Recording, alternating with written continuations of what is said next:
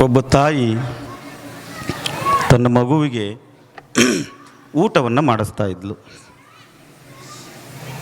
ಆ ಮಗುವಿಗೆ ತಂದೆ ತಾಯಿಯನ್ನು ಕಂಡ್ರೆ ಬಹಳ ಪ್ರೀತಿ. ಎಷ್ಟು ಪ್ರೀತಿ ಅಂದರೆ ನಮ್ಗೆ ಯಾರೂ ಊಹೆ ಮಾಡ್ಕೊಳ್ಳೋಕ್ಕಾಗಲ್ಲ. ತಾಯಿಗೆ ಮಗುವಿನ ಹೊಟ್ಟೆಯನ್ನು ತುಂಬಿಸ್ಬೇಕು ಅನ್ನುವಂಥದ್ದು, ಮಗುವಿಗೆ ನಾನಾ ಥರದ ಊಟವನ್ನು ಮಾಡಬೇಕು ಅನ್ನುವಂಥ ಹಂಬಲ. ಅದು ಏಟೇಟ್ ಅಂದ್ರೆ ಇಟ್ಟಿಟ. ನೀವು ಮನ್ಯಾಗ ಮಾಡೋಂಗಿಲ್ಲ. ಅದಕ್ಕೆ ಏನು ಬೇಕಾಗಿರ್ತಿತ್ತು ಅದನ್ನು ಯಾವತ್ತೂ ತಿನ್ನಿಸೋದಿಲ್ಲ ನೀವು, ಹೌದಿಲ್ಲ? ಅದನ್ನು ಯಾವತ್ತೂ ತಿನ್ನಿಸೋದಿಲ್ಲ. ಅದಕ್ಕೆ ಬೇಕಾಗಿದ್ದು ತಿನ್ನಿಸಿದ್ರಿ ಅಂತಂದ್ರೆ ನಿಮ್ಮನ್ನು ಬಿಟ್ಟು ಯಾವತ್ತೂ ಎಲ್ಲಿ ಹೋಗಂಗಿಲ್ಲ ಅದು. ಆವಾಗ ಆ ಮಗುವಿಗೆ ತಾಯಿ ಮೊಸರನ್ನವನ್ನು ತಿನ್ನಿಸ್ಬೇಕು ಅನ್ನುವಂಥದ್ರೊಳಗೆ ಇಷ್ಟು ಮೊಸರನ್ನ ತಗೊಂಡು ಆಕೆಗೆ ತಿನ್ನಿಸ್ಬೇಕು ಅಂತ ಬರ್ತಾಳೆ. ಆವಾಗ ಮೊಸರನ್ನ ಕಂಡ್ರೆ ಒಟ್ಟೊಟ್ಟ ಹಾಕಿರೋದಿಲ್ಲ. ಅದಕ್ಕೆ ಮೊಸರನ್ನ ಅಂದ್ರೆ ವಾಯಿಕ್ ಅಂತಿರ್ತೈತೆ ಆಕೆಗೆ. ಯಾಕಾರ ತರ್ತೀವಿ ಅಂತ ಹೇಳಿ ಈ ಮಕ ಕಿವುಚ್ತಿರ್ತಾಳೆ, ಹೌದಲ್ಲ? ನಿಮ್ಮ ಮನ್ಯಾಗ ನಿಮ್ಮ ಮಗಳು, ಮುದ್ದಿನ ಮಗಳು ಏನಾರು ನೀವು ತಿನ್ನಿಸ್ಬೇಕು ಅಂತಂದ್ರೆ ಎಷ್ಟು ಕಷ್ಟಪಡ್ತೀರಿ ನೀವು, ಹೌದಲ್ಲ? ಹಠ ಮಾಡಿ ಅದು ತಿನ್ನಲಿಲ್ಲ ಅಂತಂದ್ರೂ ಹೆಬ್ಬಟ್ಟು ಹಾಕಿ ಒಳಗೆ ತುರುಕಿ ಬಾಯಿ ಬಂದ್ ಮಾಡ್ತೀರಿಲ್ಲ? ಅಷ್ಟು ಪ್ರೀತಿ ತಾಯಿಗಳಿಗೆ. ಅವರಪ್ಪ ಹೊರಗಿಂದ ಬಂದು ಅಲ್ಲೇ ಕುಂತ್ಕೊಂಡಿದ್ದ. ಯಾಕರ ಕಾಡ್ತಿ ಆಕಿಗೆ ಏನು ಬೇಕು ಅದನ್ನು ತಿನ್ನಿಸ್ಬಿಟ್ರೆ ಮುಗಿದು ಹೊಕ್ಕತ್ತಲ್ಲ ಅಂತಂದು. ನೋಡ್ರಿ, ಇದ್ರಾಗ ನೀವು ಭಾಗವಹಿಸ್ಬೇಡ್ರಿ. ನೀವು ಭಾಗವಹಿಸಿದ್ರೆ ಸರಿ ಇರಂಗಿಲ್ಲ ನೋಡ್ರಿ. ಮಗುಗೆ ಗೊತ್ತಿತ್ತು ಈ ಮದರ್ ಆಫ್ ಇಂಡಿಯಾ, ಈ ಹೋಮ್ ಮಿನಿಸ್ಟರ್ ಮಾತು ಕೇಳಲಿಲ್ಲ ಅಂದ್ರೆ ಅಪ್ಪಂದು ಏನೂ ನಡೆಯಂಗಿಲ್ಲ. ಏನಿದ್ರು ಹೋಮ್ ಮಿನಿಸ್ಟರ್ ಅಪ್ಪನೇ ಎಲ್ಲ ಬೇಕ, ಹೌದಲ್ಲ? ಯಾವಾಗ ನೋಡ್ರಿ ಆ ಮಗು ಅಪ್ಪನ ಹತ್ರ ಬರುತ್ತೆ. ಎಷ್ಟು ಪ್ರೀತಿ ಅಪ್ಪನ ಕಂಡ್ರೆ ಅಂತಂದ್ರೆ ಎರಡೂ ಕೈ ಹಾಕಿ ಹಿಂಗೆ ಜೋತ್ ಬಿದ್ದು ಅಪ್ಪ ಮಗಳ ಕಡೆ ಯಾವಾಗೂ ಇರ್ತಾನೆ. ತಂದೆ ಅನ್ನಿಸ್ಕೊಂಡವನು ಮಗಳನ್ನ ಕಂಡ್ರೆ ಎಷ್ಟು ಪ್ರೀತಿ ಅಂದರೆ ಎಲ್ಲವನ್ನೂ ತ್ಯಾಗ ಮಾಡ್ತಾನೆ ಅಪ್ಪ. ನೋಡ್ರಿ, ಹಿಂಗೆ ಕೈ ಹಾಕಿ ಅಪ್ಪ ನಾನು ಮೊಸರನ್ನ ತಿಂತೀನಿ, ನನಗೊಂದು ಕೊಡಿಸ್ತೀಯಾ ಅಂತ ಕೇಳ್ತಾನೆ. ಆವಾಗ ಅಪ್ಪಗೆ ಭಾಳ ಪ್ರೀತಿ ನೋಡಿ ಮಗಳ ಮೇಲೆ. ಕೊಡಿಸ್ತೀನಿ ಮಗಳೇ, ನೀ ಒಟ್ಟು ಅವಂಗ ತಿಂದ ತಕ್ಕ ಮುಗಿಸ್ಕೊಂಡು ಹೋಗ್ಬಿಟ್ಟಿದ್ರೆ ಸಾಕಾಗಿರ್ತೈತಿ. ಆವಾಗ ಆಕೆ ಅವು ಅಂತಿರ್ತಾಳ, ಮಗಳ ಪರವಾಗಿ ವಹಿಸ್ಕೊಂಡು ಬರಬಾರ್ದು, ನೀನು ಸುಮ್ಮನೆ ಕುಂದ್ರೆ ಗೊತ್ತಾಯ್ತು ನಿನ್ನ ಹಣೆ ಬಾರ ನನಗೆ ಅಂತಾಳೆ ಆಕೆ. ಯಾವಾಗ ಮಗಳು ಅಪ್ಪಗೆ ನೀ ಕೊಡಿಸ್ತೀಯಾ ಅಂತ ಕೇಳಿದಾಗ ಕೊಡಿಸ್ತೇನೆ ಅಂತ ಅಪ್ಪ ಅನ್ನಲ್ಲ, ಒಲ್ಲದ ಮನಸ್ಸಿನಿಂದ ಅಪ್ಪ ನನಗೇನೋ ಕೊಡಿಸ್ತಾನ ಅಂತ ಹೇಳಿ ಗಬಾ ಗಬಾ ಗಬಾ ಗಬಾ ಅಷ್ಟು ಮೊಸರನ್ನ ತಿಂದು ಮತ್ತೆ ಹೋಗಿ ಅಪ್ಪನಿಗೆಲ್ಲ ಸವರಿ ಹೆಗಲ ಮೇಲೆ ಕೈ ಹಾಕಿ, ಅಪ್ಪ ನಾವೊಂದೇನೇ ಕೇಳಿದ್ದೆ ನಿನ್ನೆ, ಇವತ್ತು ಶನಿವಾರ, ನಾಳೆ ಐತಾರ ಐತೆಲ್ಲ, ಕೊಡಿಸ್ತೀಯಾ ಅಂತ ಕೇಳಿದ್ಲಕ್ಕೆ. ಕೊಡಿಸ್ತೀನಿ ಮಗಳ ಅಂತ ಅಂದವ. ಹಾಗಾದರೆ ನಾ ಕೇಳಿದ್ದು ಕೊಡಿಸ್ತೀಯಾ ಅಂತಂದ್ಲಕ್ಕಿ. ಆವಾಗ ಅವಂಗೊಂದು ಸ್ವಲ್ಪ ಭಯ ಬಂತು. ಯಾವಾಗ ಕೇಳಿದ್ದು ಕೊಡಿಸ್ತೀಯಾ ಅಂದ ತಕ್ಷಣ ಭಯ ಬಂತು. ನೋಡ್ವಾ, ನಾನು ಭಾಳ ಬಡವದೀನಿ, ನೀನು ಮತ್ತೆ ದೊಡ್ಡದು ಬೆಲೆ ಬಾಳುವಂಥದ್ದು ಏನಾರ ಕೇಳಿದೆ ಅಂದ್ರೆ ಕೊಡಿಸೋದು ಭಾಳ ಕಷ್ಟ ಆಕತಿ, ನನ್ನ ಶಕ್ತಿ ಎಷ್ಟೈತಿಲ್ಲ ಅಷ್ಟು ಕೇಳು ಅಂದಾಗ ಮಗು ಹೇಳ್ತು, ಅಪ್ಪ ಇದೇನು ಬೆಲೆ ಬಾಳುವಂಥದ್ದು ಏನಿಲ್ಲ, ಇದಕ್ಕೆ ಅಷ್ಟು ಬೆಲೆನೂ ಬಾಳಂಗಿಲ್ಲ, ಇಷ್ಟು ರೊಕ್ಕನೂ ಕೊಡಬೇಕಾಗಿಲ್ಲ, ಏನೇನೂ ಇಲ್ಲ, ನೀನು ಕೊಡಿಸ್ತೀಯಾ ಅಂತ ಕೇಳಿದಾಗ ಹ್ಞೂ ಕೊಡಿಸ್ತೀನಿ ಅಂತಂದ್ರೆ, ಹಾಗಾದರೆ ನಾಳೆ ನಿನಗೆ ಹೇಳ್ತೀನಿ ಅಂದ. ಬೆಳಗಿನ ಜಾವ ಸಂಡೇ ಐತಾರ ದಿವಸ ಮಗಳು ಎದ್ದಾಕಿನ ಅಪ್ಪನ ಕೈ ಹಿಡ್ಕೊಂಡು ಅಪ್ಪನ ಗಾಡಿ ಮೇಲೆ ಹಿಂದೆ ಕುಂತ್ಕೊಂಡು ನಡಿ ಅಪ್ಪಾಜಿ ಹೋಗೋಣ ಅಂತ ಹೇಳಿ ಪ್ಯಾಟಿಗೆ ಕರ್ಕೊಂಡು ಹೋಗ್ತಾಳ. ಪ್ಯಾಟಿಗೆ ಕರ್ಕೊಂಡು ಹೋಗಿ ಒಂದಿಷ್ಟೇನೋ ತಿನ್ನಾಕ ಕೊಡಿಸ್ಕೊಂಡು ಬರ್ತಾಳ. ಮನ್ಯಾಗ ಎಲ್ಲರೂ ಕುಂತಿದ್ರು. ಅವ್ರವ್ವನ ಮಕ್ಕ ನೋಡ್ತಿದ್ಲಕ್ಕಿ ಮಗಳು. ಅವ್ರವ್ವನ ಮಕ್ಕ ನೋಡಿ ಹೇಳಿದ್ಲು, ಅಪ್ಪ ನೀ ಮಾತು ಕೊಟ್ಟು ತಪ್ಪಂಗಿಲ್ಲ ಅಂತ ಹೇಳ್ತಾಳ. ಹ್ಞೂ ಕೊಡಿಸ್ತೀನಿ, ಅದಕ್ಕೇನೈತಿ ಅಂತಂದ್ಲು. ಹಂಗಾದ್ರೆ ಅಮ್ಮ ನೀನು ಇದಕ್ಕೆ ಒಪ್ಪಿಗೆ ಕೊಡಬೇಕು, ನೀವು ಒಪ್ಪಿಗೆ ಕೊಡಲಿಲ್ಲ ಅಂದ್ರೆ ನಡೆಯಂಗಿಲ್ಲ. ಗೊತ್ತಿತ್ತಕ್ಕಿಗೆ. ಅಪ್ಪ ಆದರೂ ಅವನ ಮಾತು ಕೇಳೇ ಹೇಳ್ತಾನ ಅನ್ನೋದು ಆ ಮಗುಗೂ ಗೊತ್ತಿತ್ತು. ಆವಾಗ ಆ ಮಗು ಆಯ್ತು ಬಿಡು ಅಂಥೇಳಿ ಮೂಳನಾಗೆ ನಕ್ಕಾಗ ಅವನು ಒಪ್ಪಿಗೆ ಕೊಟ್ಟಲು. ಹಾಗಾದರೆ ಏನೂ ನೀನು ಮಾಡುವಂಥ ಅವಶ್ಯಕತೆ ಇಲ್ಲ, ನನ್ನ ಕರ್ಕೊಂಡು ಹೋಗಿ ಕಟ್ಟಿಂಗ್ ಅಂಗಡಿ ಒಳಗೆ ನಾನು ತಲೆ ಬಳಸ್ಕೊಂಬ ಅಂದ್ಲಕ್ಕಿ. ವಿಚಾರ ಮಾಡ್ರಿ, 7, 8, 9 ವರ್ಷದ ಹೆಣ್ಣು ಮಗು, ಅಪ್ಪ ನೀನು ಕಟ್ಟಿಂಗ್ ಶಾಪಿಗೆ ಕರ್ಕೊಂಡೋಗಿ ನಾನು ತಲೆ ಬಳಸ್ಕೊಂಡು ಬರಬೇಕು ಅಂದ್ಲು. ಆವಾಗ ಅಪ್ಪ ಅಲ್ಲಿರುವಂಥ ಅಜ್ಜಿ ಎಲ್ಲರೂ ನಗಾಕತ್ ನೋಡಿ, ತಲೆ ಕೆಟ್ಟತ್ ನೋಡಕಿ ನಗಾಕತ್ರ ಅವ್ರು. ನೀವು ನಕ್ರಿಲ್ಲ ಹಂಗೆ ತಲೆ ಕೆಟ್ಟದ್ ನೋಡು. ಹೆಣ್ಣು ಮಕ್ಕಳು ಏನಾರು ತಲೆ ಬಳಸ್ಕೊಂಡು ಬಂದ್ರೆ ಚಂದ ಕಾಣ್ತಾರನು? ಚಂದ ಕಾಣಂಗಿಲ್ಲ. ಹೆಣ್ಣು ಮಕ್ಕಳಿಗೆ ಆ ಕೇಶ ರಾಶಿಯೇ ಆ ಸೌಂದರ್ಯ. ದೊಡ್ಡ ದೊಡ್ಡ ಕಣ್ಣು, ಅದರ ಜೊತೆಗೆ ಅಗಲ ಮುಖ. ಕೆಂಪಗದೀವ ನೀನು ತಲೆ ಬಳಸ್ಕೊಂಡ್ರೆ ಚಂದ ಕಾಣಂಗಿಲ್ಲ ಅಂತ ಅಪ್ಪ ಹೇಳಿದಾಗ, ಅಪ್ಪ 2 ದಿವಸದ ಹಿಂದೆ ಸತ್ಯ ಹರಿಶ್ಚಂದ್ರನ ಕತೆ ಹೇಳಿನಿ, ನನಗೆ ಕೊಟ್ಟ ಮಾತಿಗೆ ತಪ್ಪಂಗಿಲ್ಲ, ನನ್ನ ಕರ್ಕೊಂಡು ಹೋಗಿ ನನ್ನ ತಲೆ ಬಳಸ್ಕೊಂಡು ಬರಲೇಬೇಕು ನೀನು ಅಂದಾಗ, ಅಲ್ಲಿದ್ದಂಥ ತಂದೆ ತಾಯಿಗಳು, ಅಮ್ಮ ಏನೋ ಮಗು ಆಸೆ ಪಡ್ತೈತಿ, ಹೋಗಪ್ಪ ತಲೆ ಬಳಸ್ಕೊಂಬರೋ. ಹೋಗಿ ಕಟಿಂಗ್ ಶಾಪಿಗೆ ಹೋಗಿ ತಲೆ ಬಳಸ್ಕೊಂಡು ಬಂದ್ಲು. ತಲೆ ಬಳಸ್ಕೊಂಡು ಬಂದು ಇನ್ನೇನು ಸೋಮವಾರ ಸ್ಕೂಲ್ಗೆ ಹೋಗ್ಬೇಕು, ಅಪ್ಪ ನೀನ ನಾನು ಬಿಡಾಕೆ ಬರಬೇಕು. ಆವಾಗ ಅಪ್ಪ ಕಾರ್ ರೆಡಿ ಮಾಡ್ಕೊಂಡು ನಿಂತ, ತನ್ನ ಸ್ಕೂಲ್ ಯೂನಿಫಾರ್ಮ್ ಹಾಕ್ಕೊಂಡು ಭಾಳ ಚಂದ ರೆಡಿ ಆದ್ಲು. ರೆಡಿಯಾಗಿ ಕಾರ್ನಾಗ ಕುಂತು ಮೊದಲು ಇವ್ರದ ಕಾರ್ ಹೋತು. ಸ್ಕೂಲ್ ಬಂತವ, ಇಳಿ ನಾ ಮುಂದೆ ಕೆಲ್ಸಕ್ಕೆ ಹೋಗ್ತೇನೆ ಅಂತ ಅಪ್ಪ ಹೇಳ್ದ. ಅಪ್ಪ ಹೇಳಿದ ತಕ್ಷಣ, ಇಲ್ಲ ನನ್ನ ಫ್ರೆಂಡ್ ಬರಾಕತ್ತಾನ, ನನ್ನ ಸ್ನೇಹಿತ ಬರಾಕತ್ತಾನ, ಅವ ಬಂದ ಮೇಲೆ ಅವನು ಕರ್ಕೊಂಡು ಒಟ್ಟಿಗೆ ಹೋಗ್ತೀನಿ ಅಪ್ಪ ಅಂತಂದ್ಲು. ಆವಾಗ ಅವಂತ ಗೆಳೆಯ ಇರ್ಬೇಕು ನಿನಗ ಅಂತಲಕ್ಕಿ ಅಂದವ. ಆವಾಗ ಈಗ ಬಂದ ನೋಡು ನನ್ನ ಸ್ನೇಹಿತ ಬಂದ ಅಂತಂದು, ಅವನು ಆ ಸ್ನೇಹಿತೆಯ ಕ್ಲಾಸ್ಮೇಟ್. ಒಂದೇ ತರಗತಿ ಒಳಗೆ ಇಬ್ಬರು ಓದಾಕತ್ತಿದ್ರು. ಅವ್ವ ಆ ಕಾರನ್ನು ಹೊಡ್ಕೊಂಡು ಬಂದ ತಕ್ಷಣ ಈಕಿ, ಅಪ್ಪ ನಾ ಬರ್ತೀನಿ, ಇನ್ನು ಹೋಗ್ಬೋದು ಅಂತ ಹೇಳಿ ಆ ಸ್ನೇಹಿತನನ್ನು ನೋಡ್ಬೇಕು ತಡಿ ಅಂತೇಳಿ ಅಪ್ಪ ಅದೇ ಕಾರ್ ಒಳಗೆ ಕುಂತ್ಕೊಂಡು ನೋಡಕತ್ತಿದ್ದ. ಆಕಿ ಓಡಿ ಹೋಗಿ ಅವ್ನ ಕೈ ಹಿಡ್ಕೊಂಡ್ಲು, ಬಾರೋ ಹೋಗೋಣ ಸ್ಕೂಲ್ಗೆ ಅಂದ್ಲು. ಆವಾಗ ಅಲ್ಲಿ ತಾಯಿ ನಿಂತಿದ್ದಲ್ಲ, ಮಗನನ್ನು ನೋಡ್ತಾಳೆ, ಆ ಮಗುವನ್ನು ನೋಡ್ತಾಳೆ. ಅವನು ತಲೆನೂ ಬೋಳಿಸಿತ್ತು, ಇಕ್ಕಿ ತಲೆನೂ ಬೋಳಿಸಿತ್ತು. ಆವಾಗ ಆ ಹುಡುಗಿಯನ್ನು ನೋಡಿ ಗಳ ಗಳ ಗಳ ಗಳ ಗಳ ಅಂತ ಅಳಾಕ ಪ್ರಾರಂಭ ಮಾಡಿದ್ಲು.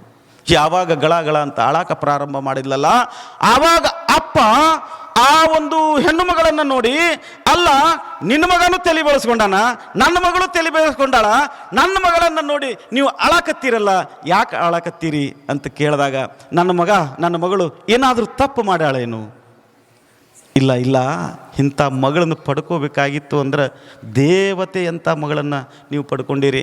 ಇಂಥ ಮಗಳನ್ನು ಪಡ್ಕೋಬೇಕಾಗಿದ್ದಂಥ ನಿಮ್ಮಂಥ ತಂದೆ ತಾಯಿಗಳೇ ಪುಣ್ಯವಂತರು. ಆವಾಗ ಏನು ಮಾಡಿದ್ಲು ನನ್ನ ಮಗಳು ಅಂತ ಕೇಳಿದ್ಲು. ನನ್ನ ಮಗನಿಗೆ ಸುಮಾರು 1 ವರ್ಷ ಆಯಿತು, ಬ್ಲಡ್ ಕ್ಯಾನ್ಸರ್ ಆಗಿದೆ, ರಕ್ತದ ಕ್ಯಾನ್ಸರ್ ಆಗಿದೆ. ಅವನಿಗೆ ಪೆನ್ ಹಿಡಿಯಕ್ಕೆ ಬರಂಗಿಲ್ಲ, ಜೀವನದ ಉತ್ಸಾಹ ಇಲ್ಲ, ಕುಂತಲ್ಲೇ ಕುಂದಿರ್ತಾನ, ಸುಂದಾಗಿರ್ತಾನ, ಯಾವುದೇ ಆಹಾರ ಸ್ವೀಕಾರ ಮಾಡೋಕ್ಕಾಗಂಗಿಲ್ಲ. ಶಾಲೆ ಒಳಗಡೆ ಇವರಿಬ್ಬರು ಸ್ನೇಹಿತರು, ಇವ ಶಾಲೆಗೆ ಬರದೇ ಇದ್ದಿದ್ದಕ್ಕೆ ನಿನ್ನ ಮಗಳು ನನ್ನ ಮನೆಗೆ ಪ್ರತಿನಿತ್ಯನೂ ಬಂದು ಅರ್ಧ ಗಂಟೆ ಅವನ ಜೊತೆ ಸಮಯವನ್ನು ಕಳೀತಾಳೆ. ಡಾಕ್ಟರ್ ಹೇಳ್ತಾರ ಅವನ್ನ ಕರ್ಕೊಂಡು ಹೋಗಿ ಕಿಮೋ ಮಾಡಿಸ್ಕೊಂಡು ಬರ್ತಾನೆ. ಕಿಮೋ ಮಾಡಿಸ್ಕೊಂಡು ಬಂದಾಗ 3 ರಿಂದ 4 ತಾಸು ಪಡುವಂಥ ಕಷ್ಟ ಇದೆಯಲ್ಲ, ಸಣ್ಣ ಮಗು ಪಡುವಂಥ ಕಷ್ಟ ಇದೆಯಲ್ಲ, ಅದು ಬಹಳ ದೊಡ್ಡದು. ನಿನ್ನ ಮಗ ಇನ್ನೇನು ಬಹಳ ದಿವಸ ಬದುಕಂಗಿಲ್ಲ. ಬಹಳ ಅಂದರೆ ಅದು ಭಗವಂತ ಯಾವಾಗ ಕರ್ಕೊಂತಾನ ಗೊತ್ತಿಲ್ಲ, ಅವ ಸಾಯ್ತಾನ ಅಂದಾಗ ಆ ವಿಷಯ ಆ ಹುಡುಗಿಗೆ ಕಿವಿಗೆ ಬಿದ್ದಾಗ, ಇರುವಷ್ಟು ದಿವಸ ನನ್ನ ಸ್ನೇಹಿತನನ್ನು ಖುಷಿಯಿಂದ ಇಟ್ಕೊಳ್ಬೇಕು ಅಂತ ಹೇಳ್ತಾಳಾಕಿ, ಬಾರೋ ಸ್ಕೂಲ್ಗೆ ಹೋಗೋಣ, ಇಲ್ಲೇ ಕುತ್ಕೊಂಡು ಏನು ಮಾಡ್ತೀಯ ಅಂದಾಗ, ನನಗೇನು ಬರೆಯಕ್ಕೆ ಬರಂಗಿಲ್ಲ, ಅಲ್ಲಿ ಬಂದ್ರೆ ನಾನು ನೋಡಿ ಎಲ್ಲರೂ ನಗ್ತಾರ, ನಾ ಬಂದು ಏನು ಮಾಡಲಿ ಸಾಲಿಗೆ ಅಂತ ಹೇಳಿ ಹುಡುಗ ಕೇಳಿದಾಗ, ಇಲ್ಲ ಯಾರು ನಿನ್ನ ನೋಡಿ ನಗ್ತಾರ, ನೋಡು ನಾನು ತಲೆಯಾಕೆ ಓದಲಿಲ್ಲ, ನಾನು ತಲೆ ಬೋಳ್ಸ್ಯಾರ, ನನಗೆ ಉತ್ಸಾಹ ಇಲ್ಲ, ಅಲ್ಲಿ ಬಂದು ಏನು ಮಾಡಲಿ ಅವರೆಲ್ಲ ನಗ್ತಾರೆ, ಮತ್ತೊಟ್ಟ ನನಗೆ ನೋವಾಕತ್ತೆ ಮನಸ್ಸಿಗೆ ಅಂದಾಗ ಆ ಹುಡುಗಿ ಹೇಳ್ತಾಳ, ಇಲ್ಲ ಯಾರು ನಿನ್ನ ನೋಡೋಣಂಗಿಲ್ಲ, ನಾನು ಹೇಳ್ತೀನಿ ಅವ್ರಿಗೆ, ಯಾರು ನಿನ್ನ ನೋಡೋಂಗಿಲ್ಲ, ನಾಳೆಯಿಂದ ನೀ ಸ್ಕೂಲಿಗೆ ಬರಲೇಬೇಕು, ನಾನು ನಿನ್ನ ಕರ್ಕೊಂಡು ಹೋಗಕ್ಕೆ ಬರ್ತೀನಿ ಅಂತ ಹೇಳಿ ಆ ಮಗನನ್ನು ಹುರಿದುಂಬಿಸಿ ಸ್ಕೂಲಿಗೆ ಬರಾಕ ನನ್ನ ಮಗನ್ನ ನಿನ್ನ ಮಗಳ ರೆಡಿ ಮಾಡ್ಯಾಳಪ್ಪ ಅಂತ ಹೇಳಿ ತಂದೆಗೆ ಹೇಳ್ತಾಳೆ. ಇಂಥ ಮಗಳನ್ನ ಪಡ್ಕೊಳಕ್ಕೆ ನೀ ಪುಣ್ಯ ಮಾಡಿ ಈಗೇನು ನನ್ನ ಮಗ ಖುಷಿಯಿಂದ ಅವಳ ಕೈ ಹಿಡ್ಕೊಂಡು ಶಾಲೆಯ ಒಳಗಡೆ ಹೊಂಟಾನಲ್ಲ, ಅದಕ್ಕೆ ಕಾರಣ ನಾನಲ್ಲ, ನಿನ್ನ ಮಗಳು. ಅದಕ್ಕೆ ಆಕೆಗೆ ದೇವತೆ ಅಂತ ನಾನು ಕರೆದೆ. ಏನ್ರಿ, ಬ್ಲಡ್ ಕ್ಯಾನ್ಸರ್, ಕಿಮೋ ಮಾಡ್ತಾನೆ, ಉತ್ಸಾಹ ಇಲ್ಲ, ಪೆನ್ ಹಿಡ್ಯಾಕೆ ಬಂದಿಲ್ಲ. ಆ ಮಗುವಿನ ಭಾವನೆ ಎಷ್ಟು ದೊಡ್ಡದು ಅಂತ, ನನ್ನ ಸ್ನೇಹಿತ ಎಷ್ಟು ದಿವಸ ಇರ್ತಾನ, ಅಷ್ಟು ದಿವಸ ಬಹಳ ಖುಷಿಯಿಂದ ಇರಲಿ, ಅಷ್ಟು ದಿವಸ ಬಹಳ ಚಲೋ ಇರಲಿ, ಅವನ್ನ ನೋಡಿ ಯಾರೂ ನಗಬಾರ್ದು, ನನ್ನ ನೋಡಿದಾಗಲಿ ಅಂಥೇಳಿ ತಾನೂ ಅವನು ತಲೆಯಾಗ ಕೂದಲಿಲ್ಲ ಅಂದ್ರೆ ತಾನೂ ತಲೆ ಬೆಳೆಸ್ಕೊಂಡು ಬರ್ತಾರೆ. ಅಂದ್ರೆ ನಮ್ಮ ಮಕ್ಕಳನ್ನು ನಾವು ಹೆಂಗೆ ಬೆಳೆಸಬೇಕು ಅನ್ನುವಂಥದ್ದನ್ನು ನೀವು ತಿಳ್ಕೊಬೇಕು ಅನ್ನೋದಕ್ಕಾಗಿ ಈ ದೃಷ್ಟಾಂತವನ್ನು ನಿಮ್ಮ ಮುಂದೆ ಹೇಳ್ತೇನೆ. ಅವನು 3 ತಿಂಗಳ 4 ತಿಂಗಳಕ್ಕೆ ಪ್ರಾಣವನ್ನು ಕಳ್ಕೋಬೇಕಾಗಿತ್ತು. ಅಂಥ ಮಗು 7 ವರ್ಷ ಬದುಕ್ತದ. ಹಂಗೆ ಸ್ನೇಹಿತರಿದ್ರೆ ಹೆಂಗಿರ್ಬೇಕು ಅಂತಂದ್ರೆ ಪ್ರಾಣಕ್ಕೆ ಪ್ರಾಣವನ್ನು ಕೊಡುವಂಥ ಸ್ನೇಹಿತರೇ ಇರಬೇಕು, ಹೊರತಾಗಿ ಪ್ರಾಣವನ್ನು ತೆಗೆಯುವಂಥ ಸ್ನೇಹಿತರು ಯಾವತ್ತೂ ಇರಬಾರದು. ಯಾವಾಗ ಎಲ್ಲಿರ್ತಾರೋ ಹೆಂಗೆ ಬರ್ತಾರೋ ಇದ್ದಿದ್ದನ್ನು ನೋಡಿ ತೆಗೆದು ಯಾವಾಗ ಮುಸ್ತಾರ ಅಂಥ ಗೆಳೆಯರ ಸಹವಾಸ ಮಾಡಕ್ಕೆ ಹೋಗ್ಬೇಡ್ರಿ. ಎಲ್ಲಿರ್ತಾರ ಹೆಂಗಿರ್ತಾರ, ನಮ್ಮ ಮಗ್ಳೇ ಇರ್ತಾರ, ಅವ್ರು ಏನು ಮಾಡ್ತಾರ ಅನ್ನೋದೇ ಗೊತ್ತಾಗಂಗಿಲ್ಲ. ಮಾಡಲೊಳಗೆ ನಮ್ಮ ಜೀವನವನ್ನು ಸರ್ವನಾಶನೇ ಮಾಡಿರ್ತಾರೆ. ಅಂಥ ಸ್ನೇಹಿತರ ಸಹವಾಸ ಎಂದೂ ನಿಮ್ಮ ಮಕ್ಕಳು ಮಾಡಬಾರದು ಅಂತಂದ್ರೆ ನೀವು ಇಷ್ಟೇ ಮಾಡಬೇಕು, ನಿಮ್ಮ ಮಕ್ಕಳಿಗೆ ಆತ್ಮಸ್ಥೈರ್ಯವನ್ನು ಕೊಡ್ರಿ, ಸಂಸ್ಕಾರವನ್ನು ಕೊಡ್ರಿ, ಇಂತಹ ಪುರಾಣ ಪುಣ್ಯಕಥೆಗಳಿಗೆ ಕರ್ಕೊಂಡು ಬರ್ರಿ. ಎಚ್ಚರ ಸ್ವಾಮಿಯ ಆಶೀರ್ವಾದ ನಿಮ್ಮ ಮಕ್ಕಳನ್ನು ಎಚ್ಚರಿಸುತ್ತೆ ಅನ್ನುವಂಥದ್ದನ್ನು ನೀವು ತಿಳ್ಕೊಂಡು ಬಿಟ್ರೆ ನಿಮ್ಮ ಜೀವನ ಸಾರ್ಥಕ ಆಗುತ್ತೆ ಅನ್ನುವಂಥದ್ದು. ನಮ್ಮ ಮಂಜು ಕುಂತಾನಿಲ್ಲಿ ಬಡಗೇರಿ ಅವ್ರ ಮನೆಗೆ ಮೊನ್ನೆ ಹೋದಾಗ ಅವನ ಆ ಸಾಮರ್ಥ್ಯದ ಜೀವನವನ್ನು ನೋಡಿ ನನಗೆ ಬಹಳ ಖುಷಿ ಆಯಿತು. ಎಷ್ಟು ಖುಷಿ ಆಯಿತು ಅಂತಂದ್ರೆ ಅವನ ಮಗನಿಗೂ ಸಹ ಬೋನ್ ಕ್ಯಾನ್ಸರ್ ಆಗಿತ್ತು. ಅವನ ಮಗನಿಗೂ ಬೋನ್ ಕ್ಯಾನ್ಸರ್. ಏನ್ರಿ ಮಗ ಹೀರೋ ಇದ್ದಂಗೆ ಅದಾನ.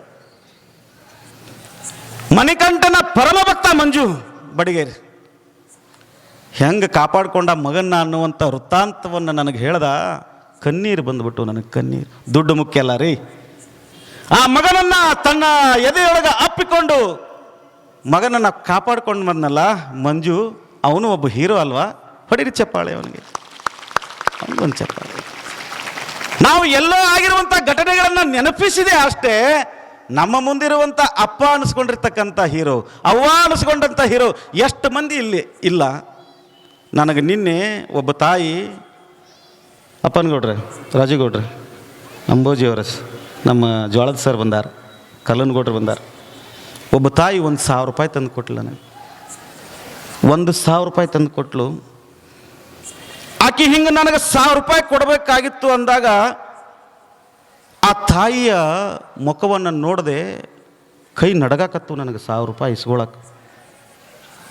ಆ 1,000 ರೂಪಾಯಿ ಇದೆಯಲ್ಲ, ಅದು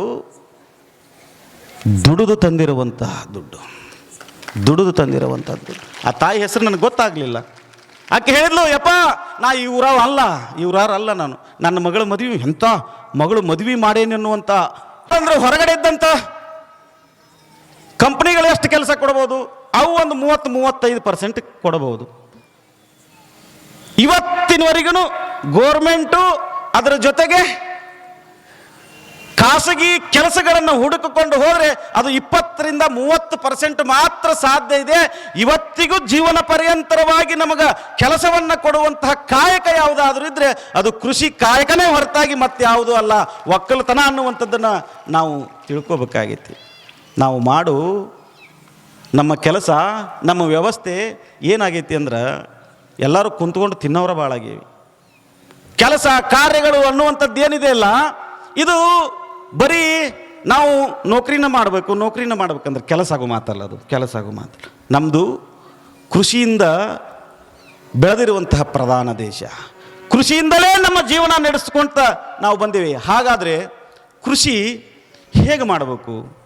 ಕೃಷಿಯನ್ನು ಮಾಡಬೇಕಾಗಿತ್ತಂದ್ರೆ ಹೇಗೆ ನಮ್ಮ ವ್ಯವಸ್ಥೆಯನ್ನು ನಾವು ಬದಲು ಮಾಡ್ಕೋಬೇಕು ಅಂತಂದ್ರೆ ಅದಕ್ಕೆ ಅದರದೇ ಆದಂತಹ ಮಟ್ಟ ಇದೆ.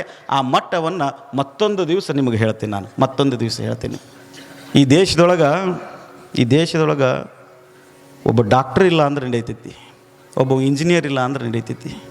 ಏನ್ರಿ, ಒಬ್ಬ ಡಾಕ್ಟ್ರ್ ಇಲ್ಲ ಅಂದ್ರೆ ನಡೀತೈತಿ, ಒಬ್ಬ ಇಂಜಿನಿಯರ್ ಇಲ್ಲ ಅಂದ್ರೆ ನಡೀತೈತಿ, ರಾಜಕಾರಣಿಗಳಿಲ್ಲ ಅಂದ್ರೆ ನಡೀತೈತಿ, ನಮ್ಮಂಥ ಸ್ವಾಮಿಗಳಿಲ್ಲ ಅಂದ್ರೆ ನಡೀತೈತಿ ರೀ, ನಮ್ಮಂಥ ಸ್ವಾಮಿಗಳಿಲ್ಲ ಅಂದ್ರೆ ನಡೀತೈತಿ. ಆದರೆ ದೇಶಕ್ಕೆ ಅನ್ನ ಹಾಕುವಂಥ ರೈತ ಇಲ್ಲ ಅಂತಂದ್ರೆ ಜಗತ್ತ ನಡೆದಿಲ್ಲ ಅನ್ನುವಂಥದ್ದನ್ನು ನಾವು ತಿಳ್ಕೊಬೇಕಾಗ್ತೈತಿ. ಪುಣ್ಯ